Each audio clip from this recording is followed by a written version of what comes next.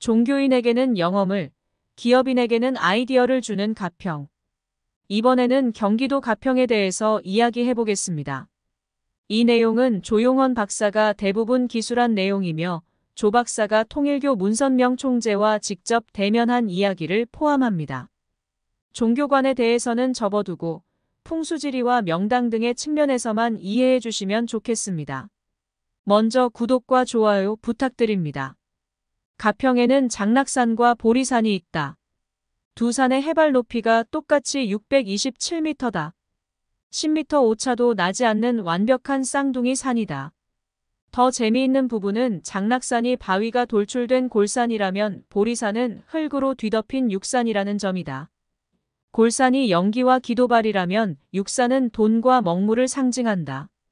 골산이 종교인에게 맞다면 육산은 사업가에게 맞는다. 풍수학에서는 이 두 개의 봉우리를 태을과 천을봉으로 해석한다. 아주 상서롭다는 뜻이다. 먼저 장락산을 보자. 우선 한자지명을 장락산로 그동안 알고 있었다. 그런데 장락산 북쪽 자락에서 고전 연구와 풍류도를 즐기고 있는 박재희 선생의 설명에 의하면 장락산이라고 한다. 락은 후천세계를 뜻한다. 동양사상에서 하도는 선천세계를 뜻하고 낙선은 후천세계를 뜻한다. 10만 년의 시간을 한 주기로 본다면 전반부 5만 년이 선천이고 후반부 5만 년이 후천에 해당한다. 따라서 락이라는 지명은 후천세계 5만 년의 대운을 펼쳐 보여주는 산이라는 뜻이 된다. 산의 높이는 627m로 그렇게 높은 산은 아니다. 그런데 이 산이 주목을 받는 이유는 통일교 문선명 총재가 아주 좋아했다는 점 때문이다. 통일교의 세계본부에 해당하는 천정궁을 바로 이 장락산 자락에 지어놓았다. 건물의 크기나 대리석 규모가 압도적이다. 미국의 백악관과 국회의사당을 합쳐놓은 듯한 스케일의 석조 건물이다. 대리석 기둥 하나의 크기가 어른이 두 팔로 껴안을 수 없을 정도로 크다. 근래에 지은 석조 건물로는 세계적인 규모인 것 같다. 장락산의 장점은 바위가 많이 돌출되어 있다는 점이고 또 하나는 청평호수가 산에서 내려다 보인다는 점이다.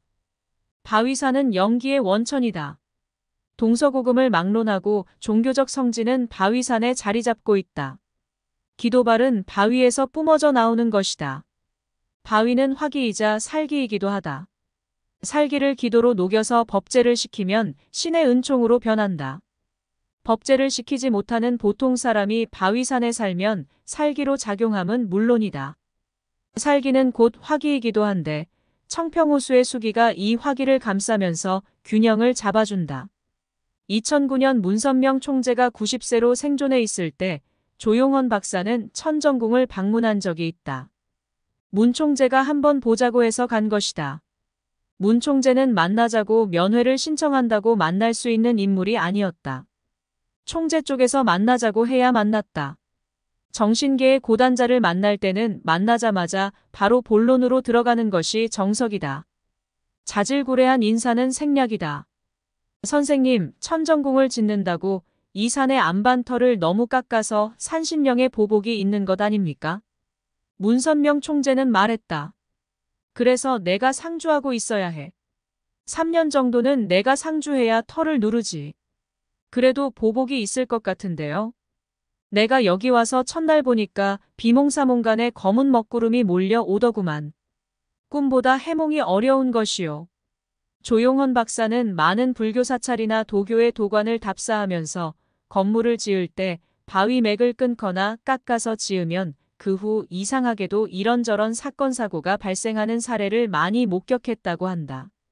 조 박사는 그것을 지령의 보복이라고 생각하였다. 말하자면 산신령의 보복이다. 터를 훼손해서 건물을 짓고 나면 공사의 책임자나 주체가 되는 사람이 교통사고로 죽거나 중병이 들거나 아니면 무슨 소송사건으로 감옥에 가는 경우가 허다했다.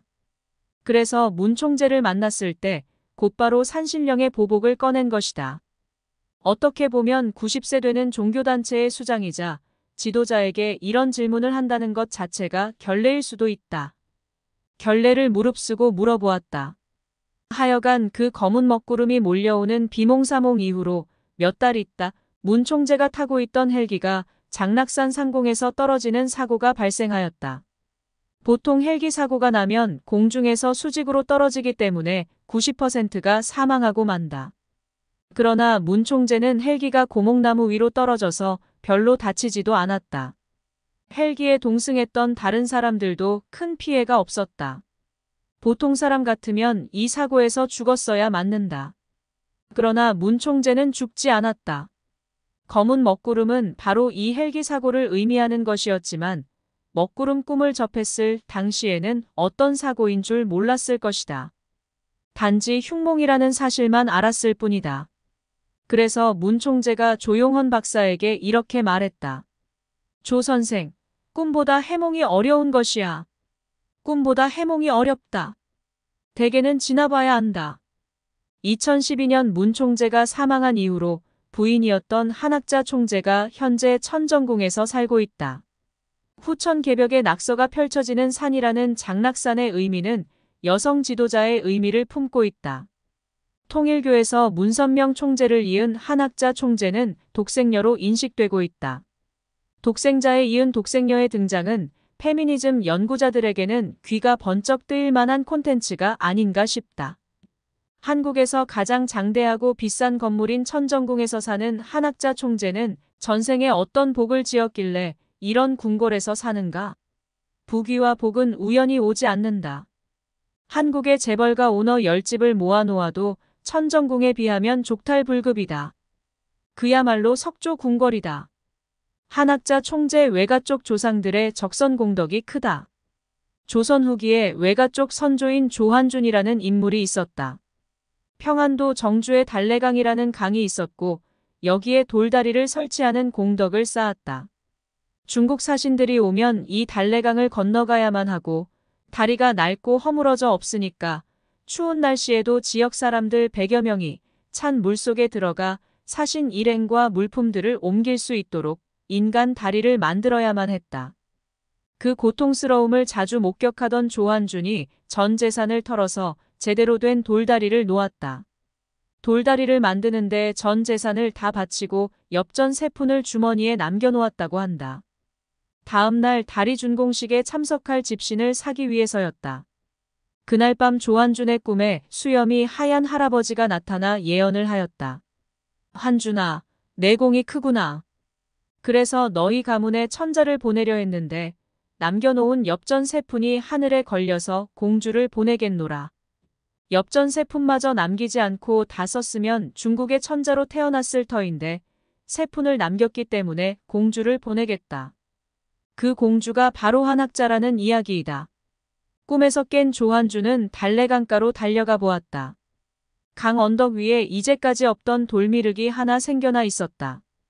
그 돌미륵이 얼마나 영험한지 누구든지 말을 탄 채로는 돌미륵 앞을 지나갈 수 없었다. 말에서 내려 공손하게 절을 하고 지나가야만 하였다고 한다. 평화의 어머니 김영사라는 책에 나온 내용이다. 조선 민초들의 토속신앙이 그대로 묻어나는 역사이자 전설이다. 천정궁이 장락산에 있다면 그 반대쪽에 있는 산이 보리산이다. 보리는 불교 용어이다. 지혜, 깨달음을 뜻한다. 이 보리산에는 한컴그룹 김상철 회장의 오화산방이 있다. 한컴그룹 직원 연수원과 강당들이 그 산방 밑으로 들어서 있다. 조용헌 박사가 흥미를 느낀 부분은 장락산과 보리산의 해발 높이가 똑같이 627m라는 사실이다. 10m 오차도 나지 않고 높이가 완전히 같다. 완벽한 쌍둥이 산이다. 더 재미있는 부분은 장락산이 바위가 돌출된 골산이라면 보리산은 흙으로 뒤덮인 육산이라는 점이다. 골산이 연기와 기도발이라면 육산은 돈과 먹물을 상징한다. 골산이 종교인에게 맞는다면 육산은 사업가에게 맞다. 서울의 남산이 서울 주변의 산들 가운데 유일하게 육산이다. 이 육산 주변에 돈이 되는 명당들은 삼성의 이병철 회장이 일찌감치 찜을 해놓았다. 신세계, CJ 인재개발원터, 태평로본관터들은 모두 육산인 남산자락에 해당한다는 사실을 주목해야 한다. 아무튼 음산과 양산이 이렇게 나란히 대조를 이루면서 서 있는 경우는 드물다. 풍수학에서는 이러한 두 개의 봉우리를 태을과 천을봉으로 해석한다. 아주 상서롭다는 뜻이다. 전북 진안에도 마이산이 있는데 안마이봉과 수마이봉이 있다. 이성계가 왕이 되기 전에 마이산에서 하늘의 신인으로부터 꿈의 금척을 받았다는 전설이 전해진다. 제왕이 된다는 징표를 받은 셈이다. 물각유주라. 물건에는 제각기 주인이 있다. 장락산과 짝을 이루는 보리산에 60만 평의 터를 갖게 된 한컴의 김상철 회장과 인연이 된 것은 책 때문이었다. 김 회장은 조용헌 박사가 쓴 사주명리학 이야기 애독자였다. 여러 권을 사서 비치해 놓고 사무실에서도 읽고 화장실에도 놓고 읽는다고 했다. 이 책에 나오는 영발과 여러 도사의 이야기, 그리고 정신세계를 표현하는 여러 용어가 머릿속에 쏙쏙 들어온다는 소감을 이야기하였다. 인간의 팔자와 도사들의 이야기에 왜 흥미를 느끼는가? 이거 다분히 미신스럽고 잡술에 관련한 이야기들 아닌가? 기업가가 이런 이야기에 너무 빠지면 사업에 지장 있는 것 아닌가? 라고 물었다. 체험이 있었기 때문이다. 40대 초반인 1995년쯤에 중국 항저우의 어느 호텔 로비에서 우연히 중국의 노스님을 만나게 되었다라며 김상철 회장이 풀어놓은 이야기이다. 회사 월급쟁이로 있을 때 중국 항저우에 출장을 갔다가 호텔 카운터에서 체크아웃을 하려고 대기하고 있었다. 그때 70대로 보이는 어느 중국 노스님이 누리끼리한 승복을 입고 호텔 문을 들어오더니만 곧바로 김상철에게 다가왔다. 그 노스님이 어떤 상서로운 서기를 느껴 그 기운을 좇아서 와보니 호텔 로비에 서 있던 김상철에게서 나오는 것이었다. 김상철에게 너는 앞으로 큰 부자가 될 것이다. 너는 물이 마르지 않는 샘물 세계를 태어날 때부터 가지고 나왔다.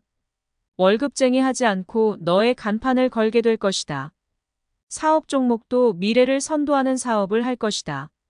자식도 몇이고 그 자식 중에서 막내가 의사를 할 것이다 등등의 예언을 해주었다. 2시간 동안 호텔 로비에 있는 커피숍에 들어가서 생전 처음 본 중국 노승으로부터 미래에 벌어질 운명에 대해 듣게 된 것이다. 마침 같이 있던 일본 업체 이시바의 부사장이 중국어를 잘했으므로 통역을 해주었다. 그러고는 어떤 대가도 받지 않고 명함 하나만 건네주고 사라져버리는 게 아닌가.